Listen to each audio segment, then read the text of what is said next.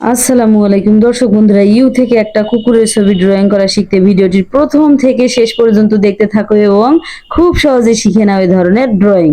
চলো তাহলে শুরু করি। প্রথমে একটা আর্টবোর্ড নিয়েছি, আর্টবোর্ডে এরকম করে একটা ইউ লিখে নিব।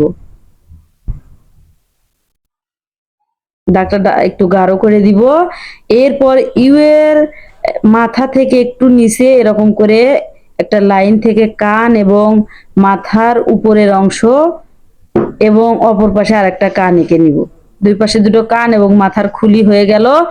এরপর এঁকে নিব কুকুরের পা। এরকম করে একটা লাইন বাঁকিয়ে দিয়ে অনুরূপ ভাবে আরেকটা লাইন অপর পাশে বাঁকিয়ে দিয়ে মাঝে একটা লাইন এঁকে দিব। হয়ে গেল কুকুরের পা। পা আঁকার পর এঁকে দিব চোখ।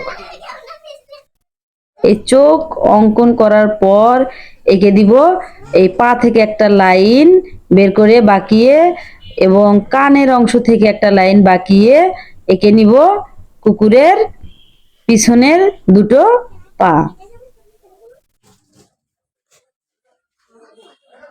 এই পা দুটো অঙ্কন করার পর এঁকে দিব নখ। এরকম করে একটি দুটি দাগ দিয়ে এঁকে দিব নখ। এই নখ অঙ্কন করার পর দাগটি একটু পিছনের দাগটি গাঢ় করে দিয়ে এঁকে দিব কুকুরের লেজ। এরকম করে জিগজ্যাগ দিয়ে দিব। সুন্দর একটি লেজ হয়ে গেল। এরপর সামনের লেজ অঙ্কন করার পর সামনে নখ দিয়ে দিব এরকম করে একটি দুটি। এই নখ অঙ্কন করার পর চোখের মনি দিয়ে দিব।